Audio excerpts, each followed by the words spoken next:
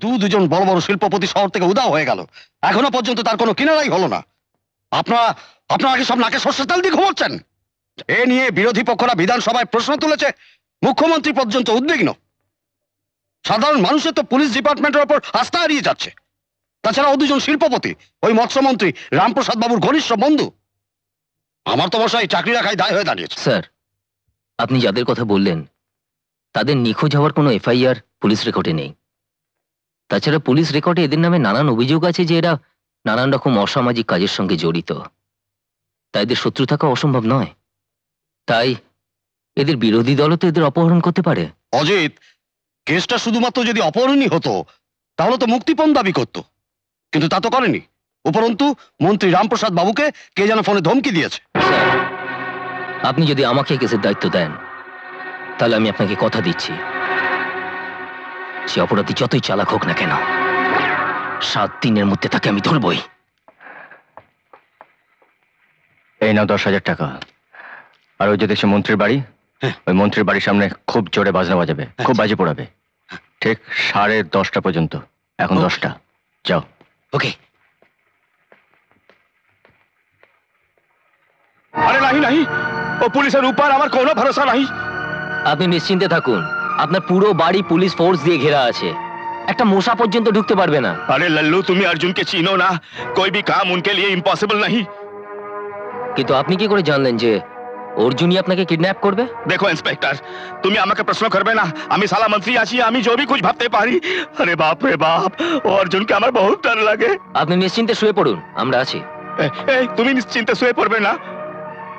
আপনাকে রক্ষা করাটা আমাদের দায়িত্ব, আর সজাগ থাকাটা আমাদের ডিউটির মধ্যে পড়ে। অর্জুন যত বড়ই মস্তান হোক না কেন, আজ যদি এখানে আসে তাহলে আমার হাত থেকে ও নিস্তার পাবেন, and that is my promise. Thank you ভাই, তাহলে তোমার ভরসায় আমি নিশ্চিন্তে শুয়ে পড়ছি। একদম। হ্যাঁ, জয় সিয়া রাম জি কি জয়, হনুমান। ये मुसीबतें लड़े भाई, जय सिया राम।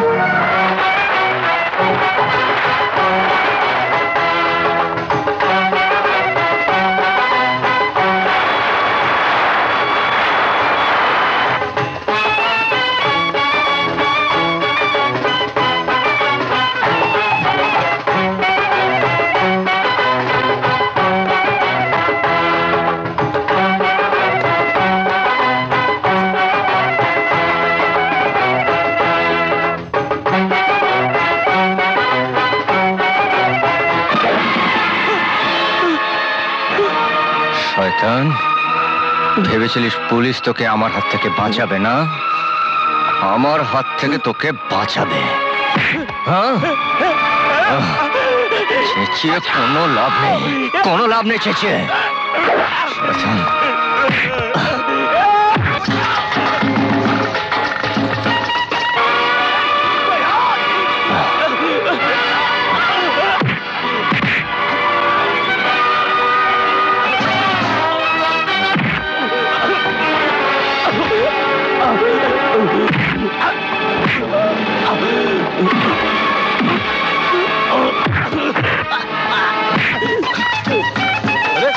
শয়তান, বেজে গেছে। আরে বন্ধ করো, বন্ধ করো, ফিরে চলো।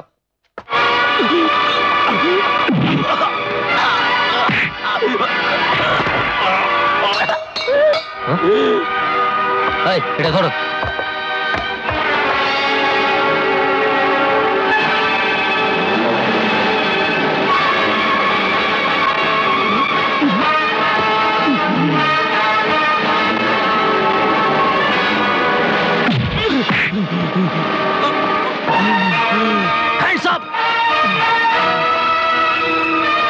অর্জুন, অর্জুন, তোমার খেলা শেষ।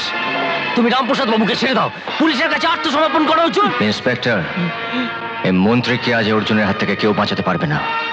তোমার হাত থেকে ওই পিস্তলটা ফেলো, নইলে কিন্তু আজ আমি মন্ত্রীকে গুলি করে মারবো। ইন্সপেক্টর, তোমার হাত থেকে ওই পিস্তলটা ফেলো, নইলে কিন্তু আজ আমি ওকে গুলি করে মারবো। ফেলো। ফেক দাও, ফেক দাও, আমাকে গলি মেরে দেবে। আরে মরে যাবো তো, জানতার সেবা কিভাবে করবো ভাই? ফেক দাও।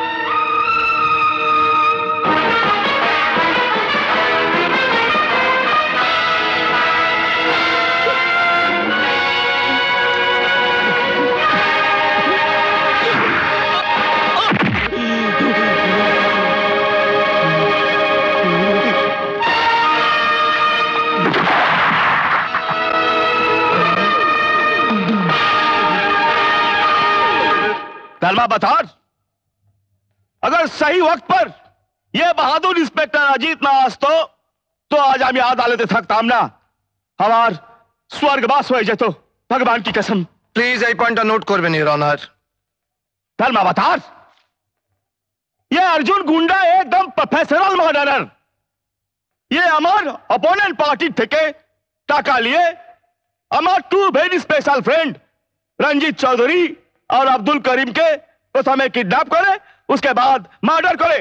অবজেকশন ইওর অনার, মন্ত্রীর এই মিথ্যে বয়ান যেন আদালতে রেকর্ড না করা হয়, কারণ রঞ্জিত চৌধুরী এবং আব্দুল করিমকে হত্যার অভিযোগ অর্জুনের বিরুদ্ধে যে আনা হয়েছে সে ব্যাপারে পুলিশের কাছে না তো কোনো রিপোর্ট দায়ের করা হয়েছে আর না তো পুলিশের চার্জশিটে তার কোনো উল্লেখ আছে। তাহলে মন্ত্রী মহোদয় জানলেন কি করে যে রঞ্জিত চৌধুরী এবং আব্দুল করিমকে খুন করা হয়েছে? ধর্মাবতার, আমি দাবির সঙ্গে বলতে পারি যে ওই দুজনকে খুন করেছেন মন্ত্রী মহোদয় নিজে। আদালতের কাছে আমার প্রার্থনা এই যে রঞ্জিত চৌধুরী এবং আব্দুল করিমকে হত্যার অভিযোগে মন্ত্রীর বিরুদ্ধে কেস চালানো হোক। Objection your honour. রামপ্রসাদ বাবুর মতো একজন সম্মানীয় নাগরিকের প্রতি এরকম কুৎসিত মন্তব্য করার কোনো অধিকার মিস অর্চনার নেই। আছে মিলর্ড, আছে। মন্ত্রী মহোদয় যদি একজন নিরপরাধীকে হত্যাকারী বলার অধিকার থাকে, আমারও তাহলে মন্ত্রী মহোদয়ের বিরুদ্ধে মন্তব্য করার অধিকার নিশ্চয়ই আছে। কি আশ্চর্য, আদালতে এখন যে মামলা চলছে তার সঙ্গে এর কোনো সম্পর্কই নেই ইওর অনার। চার্জশিট সম্পূর্ণ আলাদা। সরকারি উকিল মহাশয় তাহলে বুঝতে পেরেছেন যে এই কেসের আরোপ কি। ধর্মাবতার, আমারও মনে হয় যে আমার মক্কেলের বিরুদ্ধে যে অভিযোগ আনা হয়েছে তার উপরেই সওয়াল জবাব হোক। মিস্টার অভিজিৎ রায়, আপনি কি বলেন? Yes sir. ইওর অনার, ঘটনাস্থলে উপস্থিত ইন্সপেক্টর অজিত এবং মাননীয় মন্ত্রী মহোদয় উভয়ের বক্তব্য থেকে একটা জিনিস পরিষ্কার বোঝা যায় যে আসামি অর্জুন এক রাজনৈতিক ষড়যন্ত্রের মোহরা হিসেবে কাজ করে মাননীয় মন্ত্রী মহোদয়কে অপহরণ এবং হত্যার চেষ্টা করেছিল। আদালতের কাছে আমার আবেদন এই যে এই রকম একজন বিপজ্জনক হত্যাকারীকে কঠিন থেকে কঠিনতম শাস্তি দেওয়া হোক। I object your honour. যতক্ষণ না পর্যন্ত আমার মক্কেল অর্জুনের বিরুদ্ধে অভিযোগের সত্যতা প্রমাণিত হয় ততক্ষণ পর্যন্ত তাকে হত্যাকারী বলার অধিকার সরকারি উকিল মহাশয় নেই। অধিকার আছে ইওর অনার, অধিকার আছে। কারণ যে লোক সামান্য কটা টাকার বিনিময়ে একজন মানুষকে অপহরণ করার চেষ্টা করতে পারে, কারো জীবন নেবার চেষ্টা করতে পারে, এই রকম একটা জঘন্য অপরাধীর এই সভ্য সমাজে বেঁচে থাকার কোনো অধিকার নেই। That's all. That's all, my lord. দাঁড়ান জজ সাহেব, দাঁড়ান। গীতা, এইভাবে আদালতে আসার উদ্দেশ্য? এইভাবে আদালতে আসার জন্য আমাদের ক্ষমা করবেন ধর্মাবতার, কিন্তু এছাড়া কোনো উপায় ছিল না। একজন নিরপরাধী শাস্তি পাবে সেই কথা ভেবে আমার ম্যাডাম নিজে আদালতে এসেছেন। ও যে নির্দোষ তার সব প্রমাণ সুমিত্রা দেবীর কাছে আছে ধর্মাবতার। আপনার যা কিছু বলার কাঠগড়ায় এসে বলুন।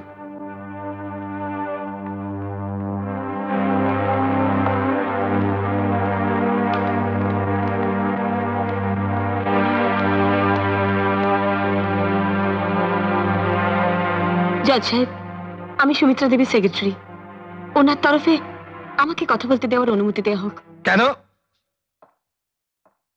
উনি কি কথা বলতে পারেন না নাকি? বোবা? না, উনি বোবাও নন, কালাও নন। তবে এখন ওনার ভোকাল কর্ডে ইনফেকশন হয়েছে, তাই ডাক্তার ওনাকে কথা বলতে বারণ করেছে। তার মেডিকেল সার্টিফিকেটও আমার কাছে আছে।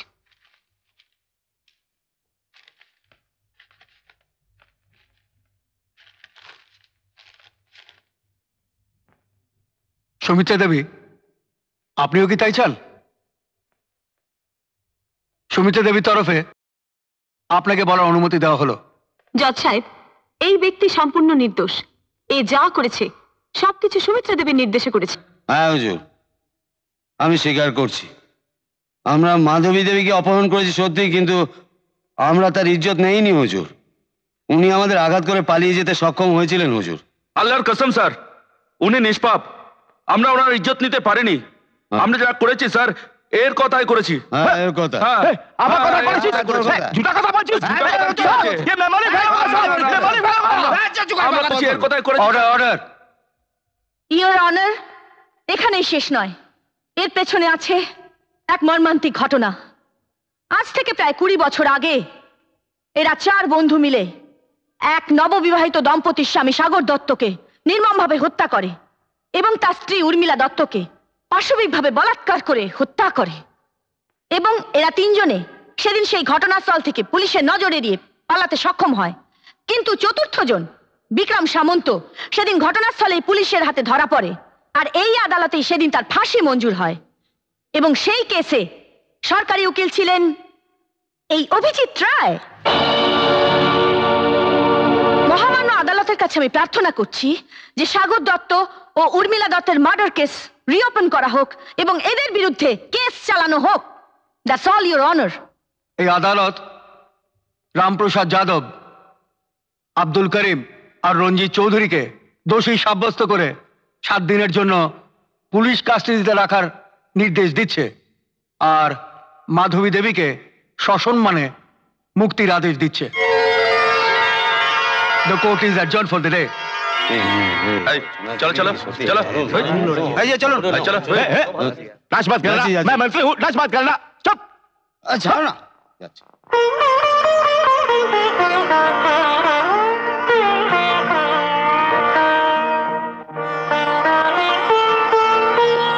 माधवी,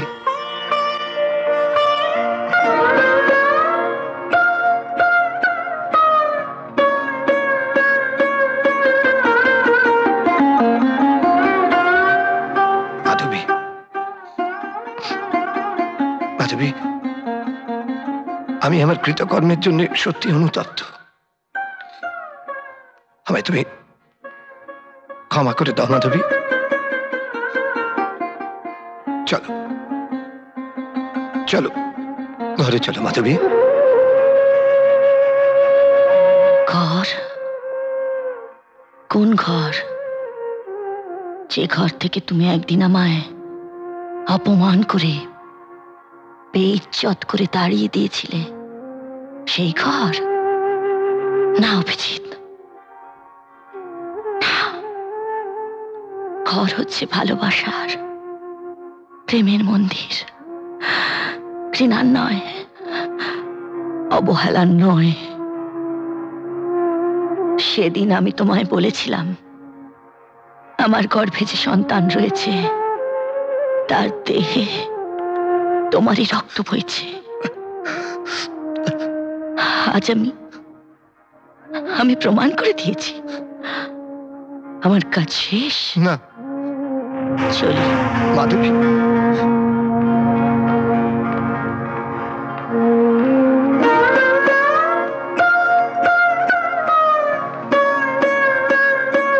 অর্জুন, তুমি আমার জন্য যা করলে আমি কখনো ভুলবো না। এবার বলো তোমার পারিশ্রমিক। মায়ের কাছ থেকে ছেলে পারিশ্রমিক নেবে? মা? কে তুমি বাবা? নিজের রক্তের রঙ চিনতে পারলে না মা? আমি তোমার অজু মা। অজু? অজু বাবা, আমি তোকে এত কাছে পেয়েও চিনতে পারিনি বাবা। অজু, আমার অজু, আমার অজু, আমার সোনা অজু, আমার অজু।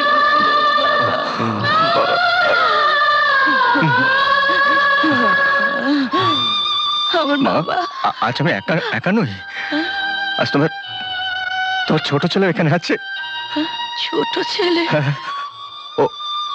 ও আছে। অজি, আমার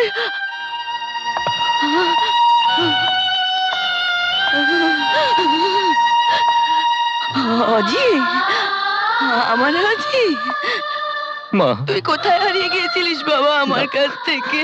বাবা কোথায় হারিয়ে গিয়েছিস? অজি বাবা।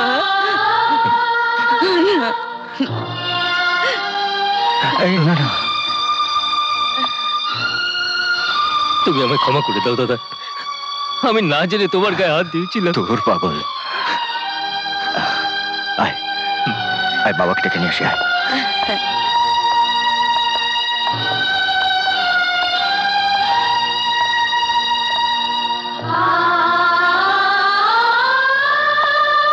আমাদের আদরের ছোট বোন। হ্যাঁ? থাক, থাক, থাক, থাক। আয়, বাবার কাছে আয়।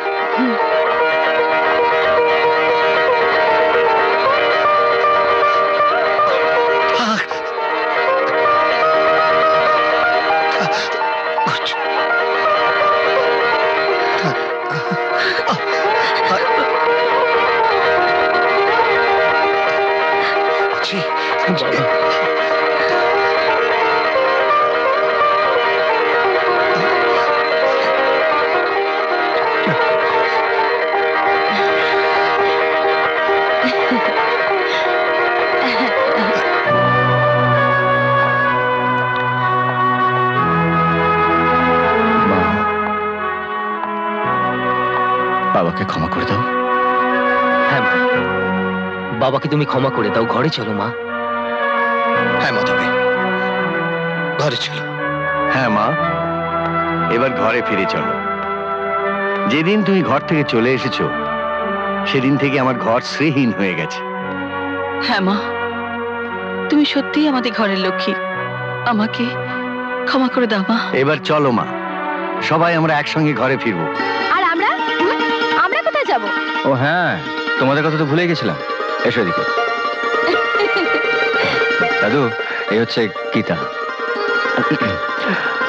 আর এ হচ্ছে বিজলি, মানে অজিতের। থাক থাক দাদু, আর বলতে হবে না। এরা আমাদের নাতবু। চলো এবার সবাই চলো, আমাদের বাড়িতে গিয়ে ধুমধাম করে আমি তোমাদের বিয়ে দেব। অজিত, তুই কি সত্যি সত্যি আমাদের ছেড়ে চলে যাবি বাবা? তোকে ছেড়ে যে আমরা বাঁচবো না বাবা। আমি তোমাদের ছেড়ে কোথাও যাব না বাবা। কেউ কাউকে ছেড়ে কোথাও যাবে না। এখন থেকে সবাই আমরা একসঙ্গে থাকবো।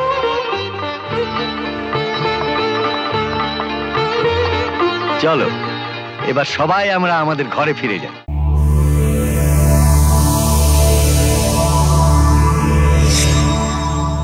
এমন আরো অনেক ভিডিও দেখতে এই চ্যানেলটি সাবস্ক্রাইব করে নিন এবং পাশের বেল আইকনটি প্রেস করে দিন।